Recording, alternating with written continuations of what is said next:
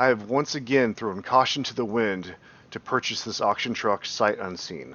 Will this time be different, or will this be my encore for Adept Apes' Destruction of the Week? This week's Destruction of the Week comes from Derek, and this is a little cat. Why should this time be any different? Is it because I actually did my due diligence? No. I still lack impulse control, but I have an actual blessing from Josh himself, and when you're trying to rationalize foolish purchases, you'll do whatever it takes.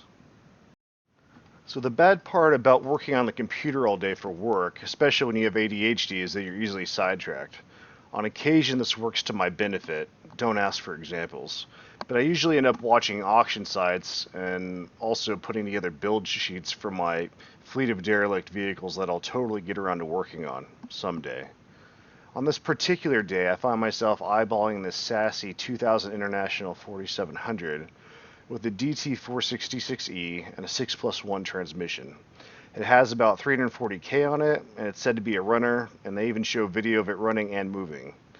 So at least there isn't a hole in the block, yet. I tell myself maybe I'll just fix it up and flip it, but even now I'm rationalizing, knowing full well I haven't parted with the vehicle since the Obama administration. Another aspect of my condition, probably similar to many other gearheads, is that my plans for vehicles don't take into account having time, money, or space. Of course, this still doesn't stop me, despite my lack of having a shop big enough to accommodate all or even most of my projects. I guess one positive note is that it allows my endless enthusiasm for seeing something for what it can be, rather than what it actually is. I would posit that this is generally a force for good, even if your HOA is cock-blocking your gearhead pursuits, in which case I would just laugh at you for ever moving into one. The stakes for this truck are particularly high, as I plan on driving it to pick up another piece of equipment another hour away, which will put me 2 hours from home if I break down. I don't even want to think about that tow bill, so I just won't think about it. Alright, we made it. There's the Wolf. Got her all latched down. Sassy dude helped me load it up with a skid steer. It's running good so far. So inside here, this thing's been idling for like 10 minutes. It's not very warm today. I mean, it's like 70 or whatever, but it hasn't even moved. We still got 25 psi of oil pressure. We have 50 going down the highway. Temperature goes up just a little bit. Idling. Barely moved any gas, used any gas. We got 13.5, 14 volts. There's no AC, so that's not ideal, but fuck it. Wolf likes it. There's some slop in that shifter, so I'm gonna see about that. Got a whole box of tools and a full can of ether. How about that? Anything, Wolf? The only thing else is this thing is loud as a fucking banshee going down the highway. I think we probably need some weather stripping around the doors. Haven't tried the stereo yet. And clean this shit off. Oh, and this is the worst part, listen. Yeah, that will not do. This thing does not leak anything. Unless, of course, it's already out of whatever it's leaking. We're just checking our load here.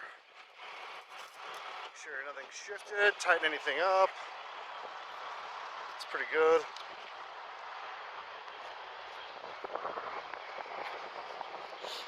I know these are shitty straps, but each one's like 500 pounds, and this thing weighs like 1,400 pounds total, and we have 1, 2, 3, 4, 5, 5 of them.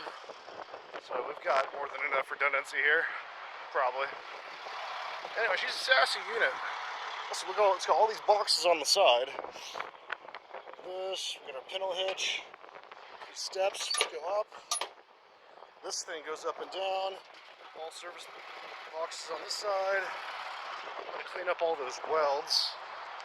I might repaint the whole thing. I don't know yet. Oh, that's seam sealer. A bunch of dirt bags. Excuse me.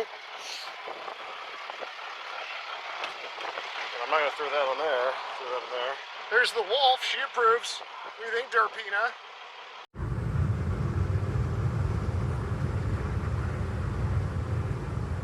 $65 and $6, about $2,000, not too bad.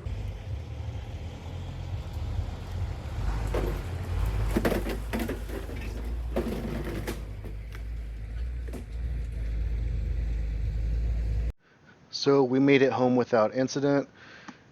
If you're still watching, feel free to like, comment, subscribe. If you want to see me do a cleanup or service or anything with this truck, let me know. I also have a Kodiak that needs engine put in it, which I have ready to go in basically. I also have 2 other cars I'm building engines for.